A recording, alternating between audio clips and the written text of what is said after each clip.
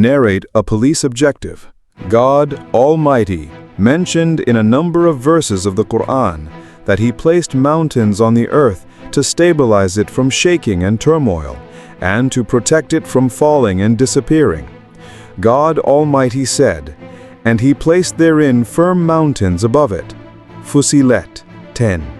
God Almighty also said, "And we placed on the earth firm mountains, lest it should move with them." Al-Anbiya 31. God Almighty also said, "And He cast into the earth firm mountains, lest it should move with you." An-Nahl 15. God Almighty also said, "Do they not look at the camels, how they are created, and at the sky, how it is raised, and at the mountains, how they are erected?" Al-Ghashiyah 17-19. The mountains we see today are not eternal, but have a lifespan, even if it is long, but limited. It can be imagined that the Earth's crust in its infancy was made up of pieces swaying and turbulent above the vortices of magma. As they expanded horizontally, they met to form a proto-continent, which later separated into adjacent pieces, and the continents were formed. As lava was ejected from the primary volcanoes, the floating masses extended vertically, and the proto-mountains arose, which created a balance between the floating pieces and prevented them from shaking.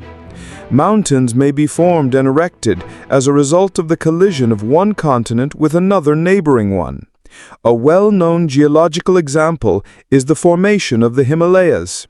India was located on the southern edge of an ancient sea, which does not exist today, while the Tibetan Plateau was located on the northern edge of that great sea. This was about 100 million years ago. India covered a distance of about 1,500 kilometers while moving northward toward the continent of Asia, until a time came when the sea disappeared and the inevitable moment of collision came. India did it, and then the highest mountains on earth were erected, the Himalayas. The peak of the Himalayas rises more than 8 kilometers above sea level. Geological surveys have proven that the Himalayas extend deep into the earth for a distance that may exceed 65 kilometers. Thus, the part of the mountains hidden under the surface is equivalent to several times the part protruding above the surface. This extension in the earth, similar to the extension of a peg, was definitely not known to humans at the time of the revelation of the Holy Qur'an, not to mention the similarity in function as well, because the peg stabilizes the tent, and the roots of the mountain maintain the stability of the floating mass above the layer of the burning mantle of the earth. This is the balance, isostasy, that the Almighty created on earth. The lithosphere floats according to the same law of buoyancy for ships above its flammable plastic mantle, and the continents and seabeds are anchored or float on the earth's mantle as an iceberg floats on water. And the continents strike their roots in the earth's mantle, and it is noted that the roots under mountain ranges are deeper than the roots under flat areas. This is what science discovered, but the Holy Quran recorded this more than 1,000 years before science, as God Almighty says, "And the mountains as pegs."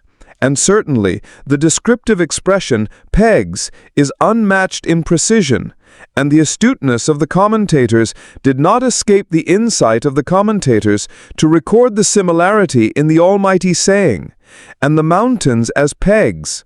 So they understood that it is in fixing and enabling, and they said, "He made pegs for the earth," meaning that He anchored it, made it firm, and made it stable and still, and not shake.